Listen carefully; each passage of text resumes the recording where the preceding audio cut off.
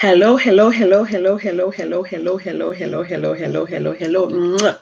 Hello, my beautiful people out there in YouTube land. How are you? This beautiful, wonderful, blessed Monday afternoon. Yes, it is indeed June 22nd. Yeah, the month is almost over, guys. It is June 22nd, 2020, and you are watching Omega Live with JJ, Woman Without Borders. Welcome, a very special welcome to you all, and especially if it is the first time you are watching this program, a very, very special welcome to you. Mwah. Thank you for tuning in. I know you could have been otherwise, but you have chosen to spend the afternoon with me, just an hour out of your afternoon. I don't take it for granted. I really appreciate you. I am here as a student of knowledge to share with you, my fellow students of knowledge, whatever I know, because knowledge is nothing if it's kept to oneself. Knowledge must be shared, it must be applied. Okay, absolutely. And so I thank you for tuning in. I ask you right now to share the link. Share the link right now, guys. Share the link with your friends and family that they too can be informed, right? Because I have information for you. Absolutely, right? And remember to subscribe to the channel, guys. You got to subscribe. I know you're watching. Many of you are watching, but you're not subscribing. Please subscribe to the channel. Good afternoon. Good afternoon, Dar. Good afternoon. How are you, my darling? All the way from New York. Thank you. Mwah. Thank you so much for tuning in. Absolutely. And I know you're sharing the link with your friends and other family members too. Thank you so much. Yes. Hi, Saloni. Thank you for tuning in. Thank you for my thumbs up, guys. I appreciate the thumbs up. Keep those thumbs up coming, guys. Guys, when you're watching, if I say anything that you enjoy, just give me a special, a thumbs up at that point in time, so I know that it's resonating with you, whatever I am saying, right? Absolutely. Yes, there.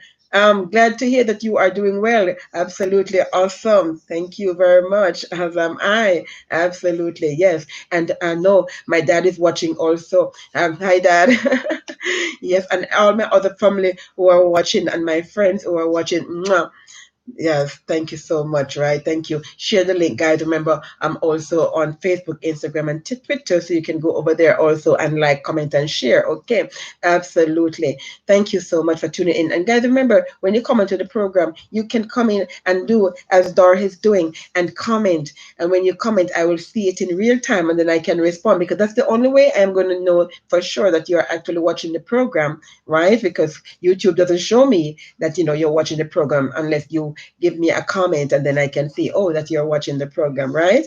Absolutely. Thank you so much. Okay, guys. So, that I have to give you my big data. I start my program. Oh, by the way, for all the persons who are having birthdays today, mwah, happy birthday to you all. Happy birthday, very happy birthday for you.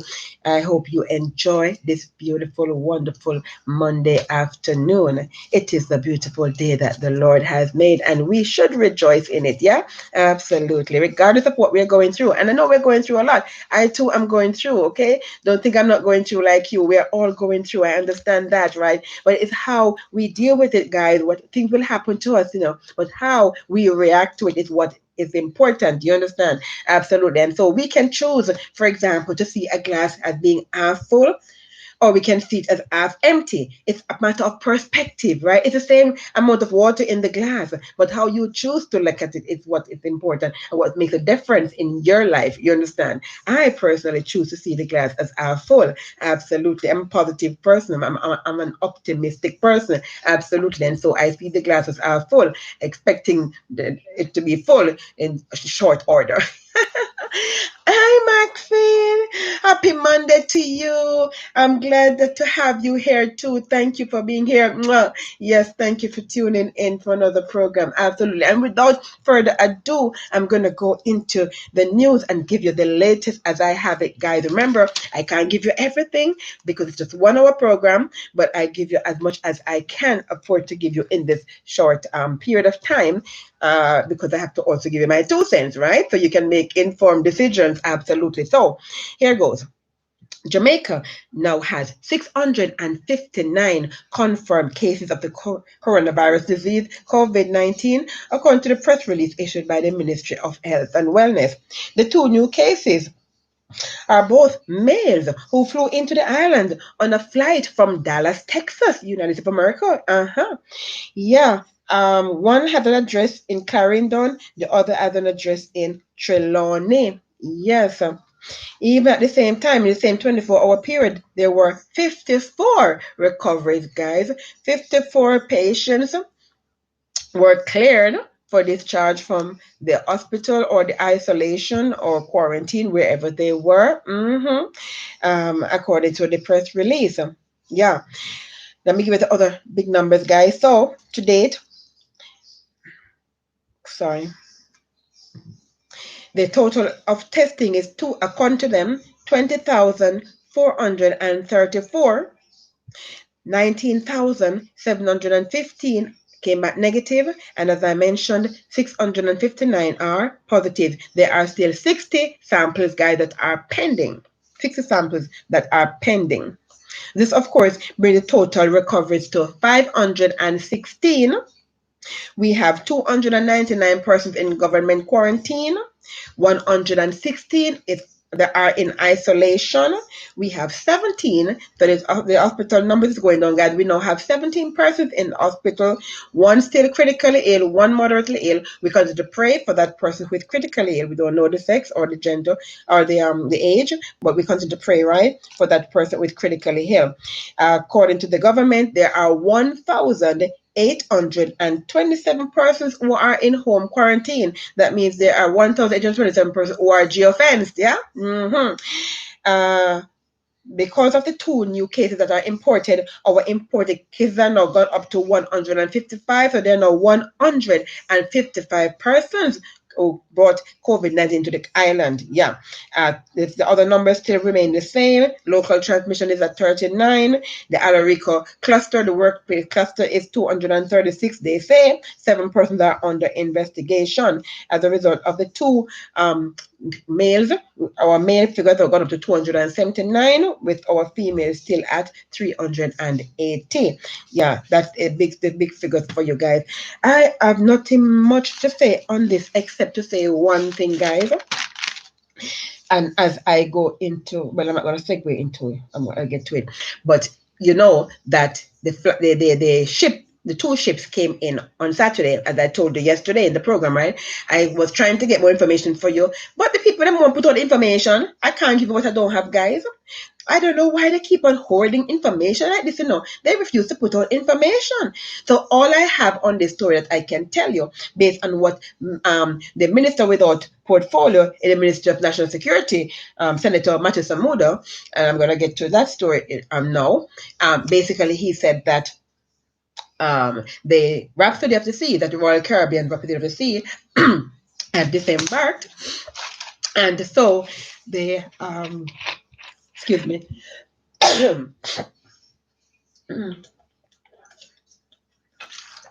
Guys, the air is so polluted.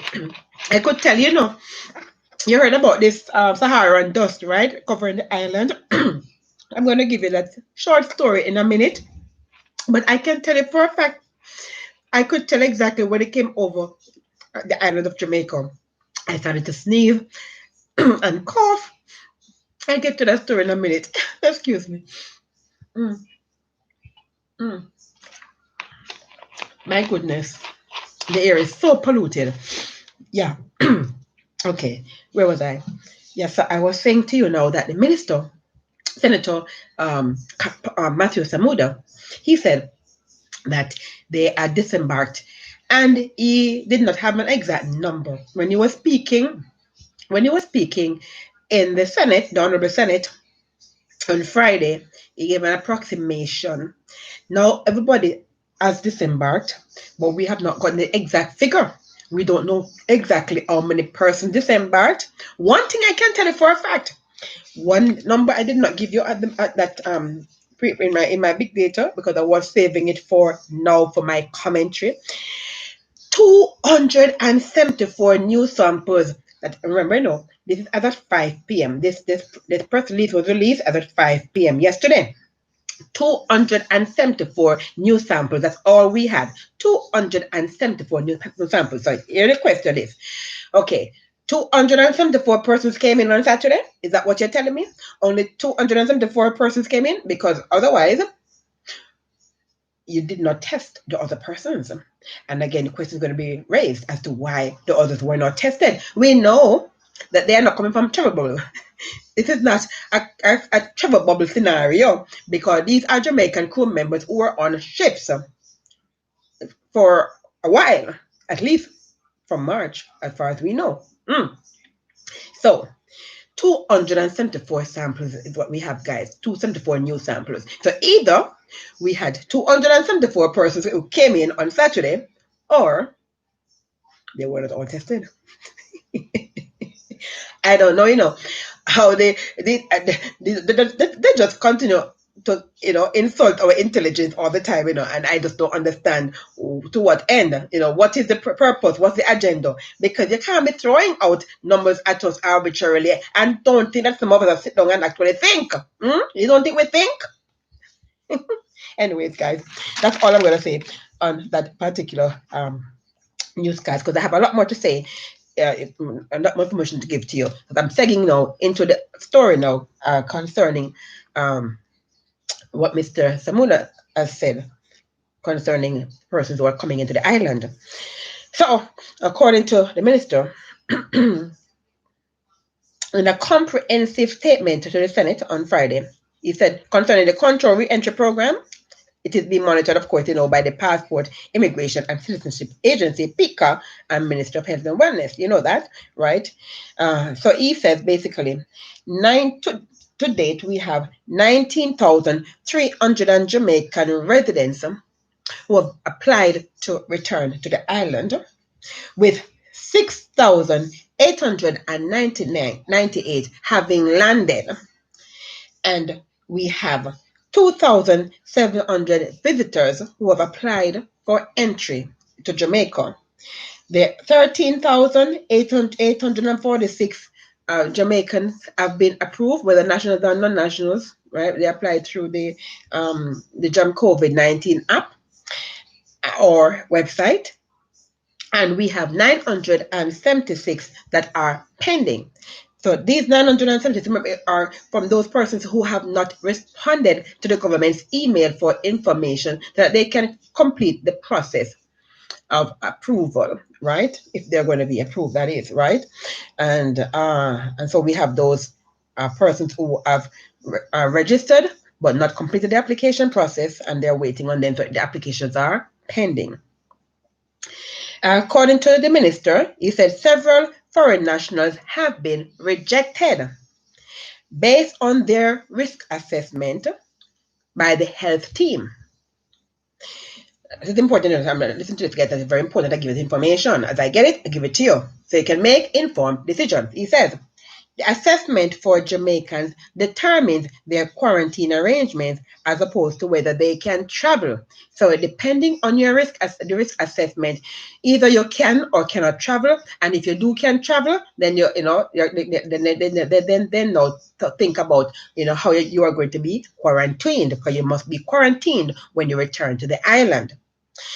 He said that to manage the process, the government launched, as you know, the website and the app Jam COVID-19.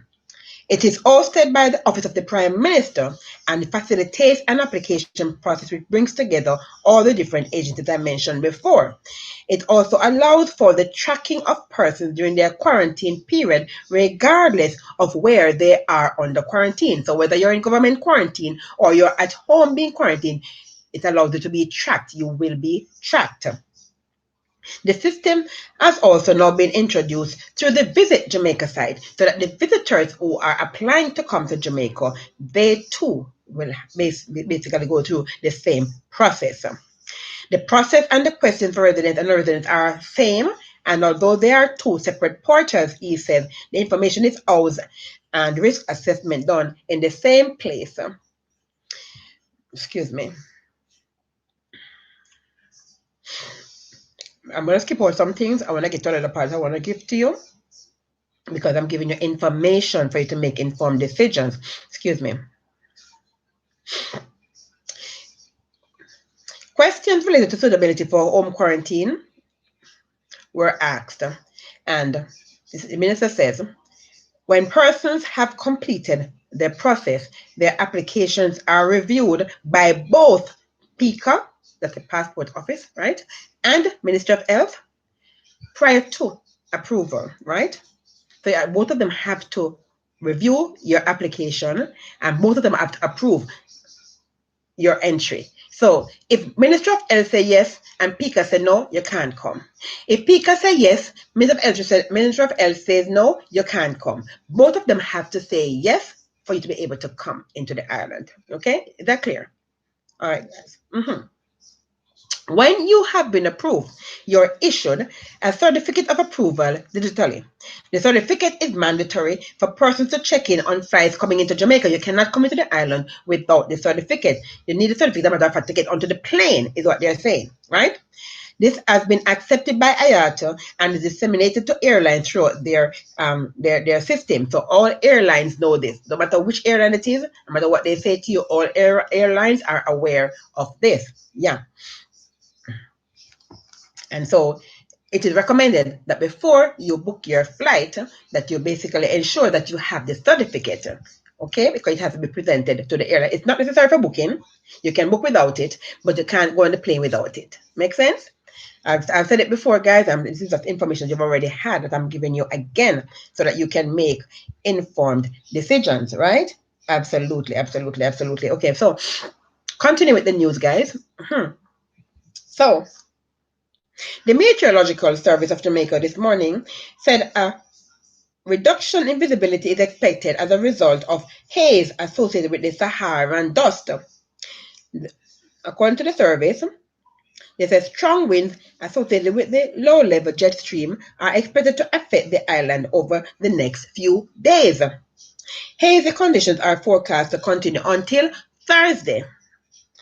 The Saharan dust, known as the Saharan air layer, or SAL for short, commonly forms from late spring through early fall and moves into the tropical Atlantic Ocean every 3 to 5 days, according to the National Oceanic and Atmospheric Administration NOAA Hurricane Research Division. The dry, dusty air associated with SAL has been known to cause hazy skies over the areas where it blows. It also can help suppress hurricane and tropical storm development in the Atlantic Basin due to its dense dry air and increased wind shear. The Saharan dust plume is forecast to continue moving westward through the Caribbean Sea and then to parts of the Gulf Coast later this week. So I can tell you guys, I could tell almost exactly when it's reached us. Because this morning when I started sneezing. And as was said, basically, by with the Jamaica, they said that persons with respiratory conditions, whether you're asthmatic or you have sinusitis like myself, or you have COPD, right? Basically, you would be sneezing as I was sneezing this morning. So if you're outside and you're sneezing like that, persons might mistake, you're sneezing, an occasional cough for COVID-19, right? Well, of course, I ensured that I was not going outside. I stayed indoors. Right? Absolutely. Because you know what happens when you start to sneeze outside and people think you have COVID-19, right? So, anyways, guys, over the next couple of days, according to the weather report, is that persons are going to experience, these almost you could say flu-like symptoms, so to speak, because you're going to be sneezing and coughing as a result of this dust. And I was looking at the satellite images of this dust, guys. Oh my God, it almost looks like cloud. It's like a brown cloud. It looks like a brown cloud that is passing over the region, is how it looks, guys, like a brown cloud passing over the region. It is, the Saharan dust Oh my God. I can only imagine what happened in the Saharan desert, right? With this dust passing over. I could not live in that region at all. Apparently not. Yeah. Because I was sneezing so much this morning as a result of this dust. And I guess it's going to be overing. It's not really overing, it's moving, but because it is so wide, basically it's almost wider than the United States of America. The size of it, the width of it is wider than the US. I see how wide the US is. So that's why it's going to be appearing as if it's hovering over us, but it's not really hovering, it's moving, but it's wide. And so it's going to continue. We're going to continue to be affected by it, guys, until about Thursday. By the time it should have passed, and it's going into the Gulf.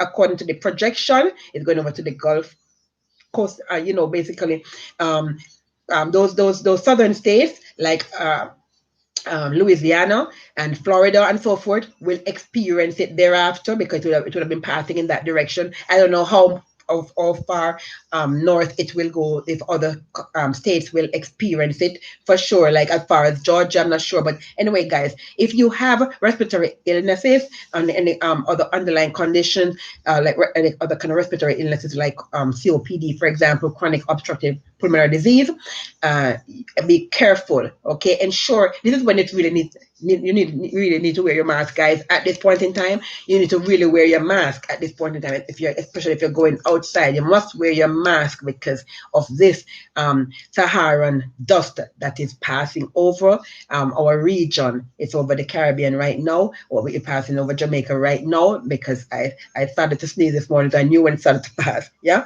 And it was going to continue until about Thursday before it passes totally over us, and it's going in that westerly direction, yeah?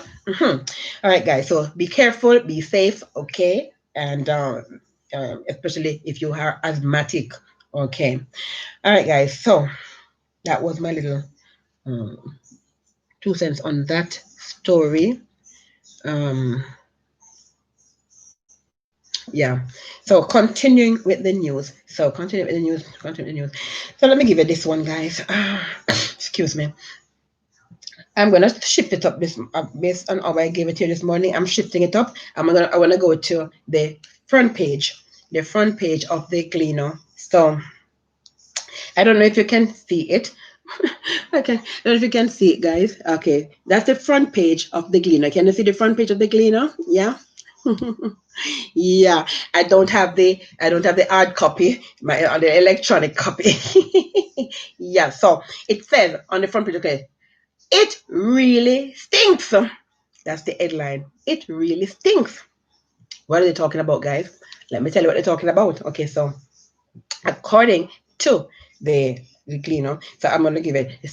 There's two stories in one, guys. Two stories in one. The topic, the deadline is for two stories in one, because in St. Thomas there's one story, and in St. Catherine there's another story. So let me give you the St. Catherine Old Darby story first, right? Okay, so imagine having to turn up to work every day to contend with an irrepressible fecal odor, sleeping with a cesspit under the same roof, and routinely having to run for cover from sewage overflow. That's the miserable life for almost 30 firefighters of the Old Harbour Fire Station in St. Catherine, where one bedroom of a retrofitted house on Marine Acres Drive had to be abandoned last week following a heavy downpour that flooded the station, causing the pit's contents to cream the floor of the old structure. Yuck. The station is meters away from the constituency office of Everald Warmington, the Member of Parliament for St. Catherine Southwestern. Almost 7 months ago, the firefighters were forced to leave a less than ideal location on South Street in the parish after the property owner gave notice for the refurbishment. If the relieved government workers thought they were going to get an upgraded facility, they were mistaken. Instead, it's been a living nightmare since, an angry firefighter told a Gleaner News team as a light bulb dangled from its socket. except for poles bearing a tattered Jamaican flag and the flaming red standard of the Jamaica Fire Brigade, the ramshackle conditions belie the building's purpose as a fire station that served the township of more than 25,000. Strewn around the house are boards, metal, and old equipment, some of which were left to the elements because of a lack of space inside. The men used to use some of the equipment to exercise. We cannot do anything now, the firefighter said. The firefighter requested anonymity because clearance was not granted to speak to the media. Inside, 8 beds were counted that fitted in cramped quarters, clothes hanging on nails. There were at least 2 bathrooms, one of which was decorated with soil deposits that a serviceman said were grim reminders from the June 12 flooding. Now, let me give the other one now. The atmosphere at the Golden Grove Meadows in St. Thomas reeked of despair as dejected residents voiced anger at the stench that had overtaken their homes.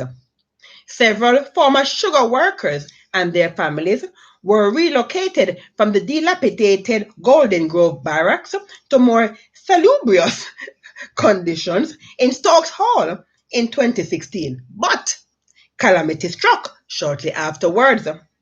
Residents like businessman and farmer Raymond Miller say their biggest concern is the overflowing effluent that sometimes pours onto the streets and into their yards. All manholes are all blocked up, and the filth rises and overflows sometimes. The odor that comes out in the village at a night time is something you can't even inhale, Miller told the Gleaner. In his effort to explain the gravity of the crisis, the residents summoned the help of fellow community members to pry open a manhole, exposing floating feces on the brink of overflow. Another resident, Kevin Dunn, said that he has to religiously use a rod to unblock the manhole in his yard to prevent the catastrophic spillover. I just run it today, and it's still full up. From me come here, me no stop run it. You use it today, and tomorrow it black up again, Don said. Me have it very bad, especially now in the drought. Some of the time, it full and I run over in the yard. The residents believe that the large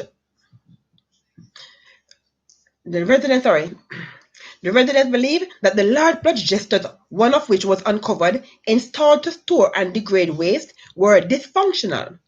Further investigation, residents said, revealed that the reed bed was overrun with vegetation and appeared to have an obstruction, causing a buildup of effluent. Access to the chlorination chamber is also reported to be blocked. The housing scheme accommodates approximately 150 families. Of course, the story continues, but to get the point, guys.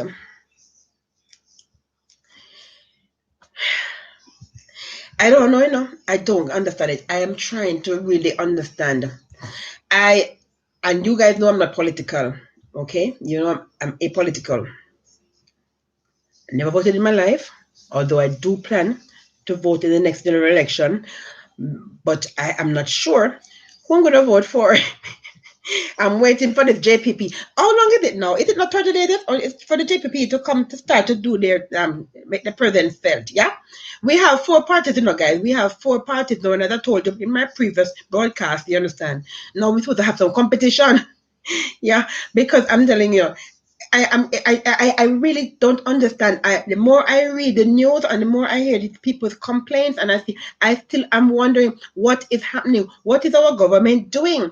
Right? Because they seem to have been using the COVID-19 as a scapegoat, because that's all that seems to be happening is COVID-19, while people are going around and living their lives in this kind of condition. I mean, in the one first story you heard, right, how close the decision was to the member of parliament's office. You heard that story. And in the next story here, you hear, right, of these persons in this community And you wonder exactly what the local government, right, is doing, what central government is doing for our people. Hmm?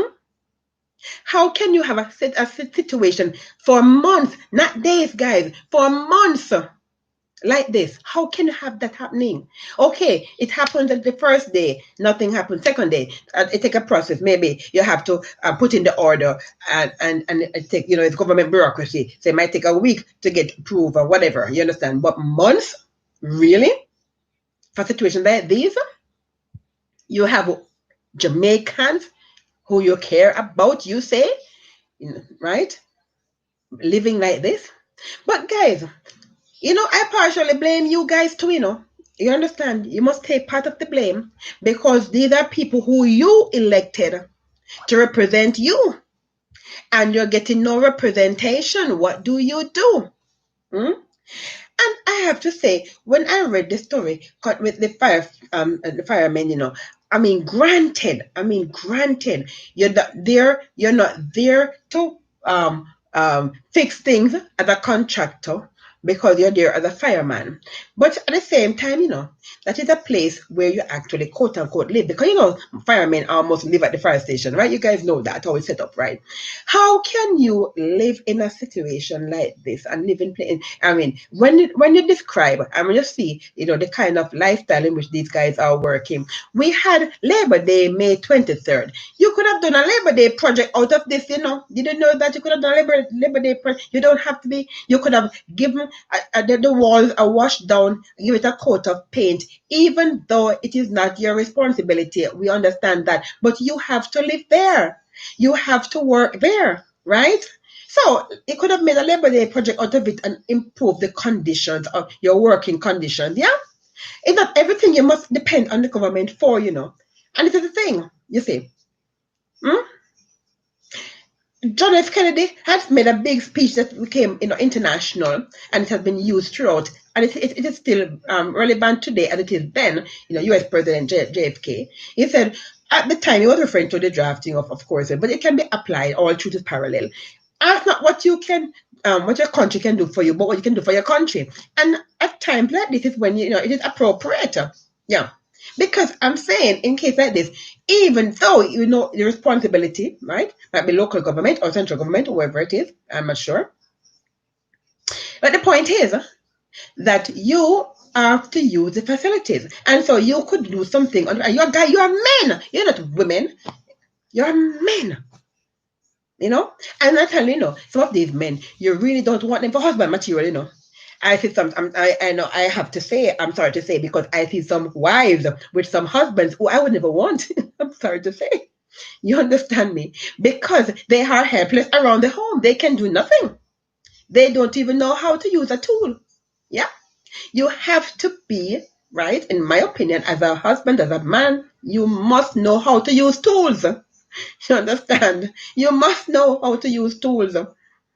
And little simple repairs that can be done, you can do these little repairs for yourself. You understand? It's a bunch of guys working at the fire station. I don't know if there's any ladies there, yeah. But you guys could have come together, man, yeah, and build up something to hang your clothes on, to hang it up on a nail. You hang your clothes on a nail on the wall. The nail is in the wall. That's where you hang your clothes on.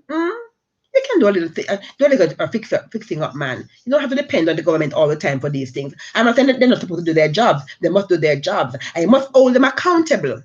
But I'm saying you are the ones who is actually physically living there. You don't have to live and work in that mess, is what I'm saying. Yeah? Mm-mm. Yeah. Anyways, that's my 2 cents on that. Yeah. I'm really, really, really, really, really, I can't even imagine, and that is it's a terrible situation. It's a terrible situation, and it must be addressed. The government needs to do their job really and get this sorted, these things fixed. But at the same time, I'm saying, guys, we also have a role to play in in our lives. At the end of the day, we are the ones who are experiencing these things, and we need to do our part, right? Absolutely, absolutely. Okay, guys. So to continue with the news, okay, let me give you this one. Excuse me. So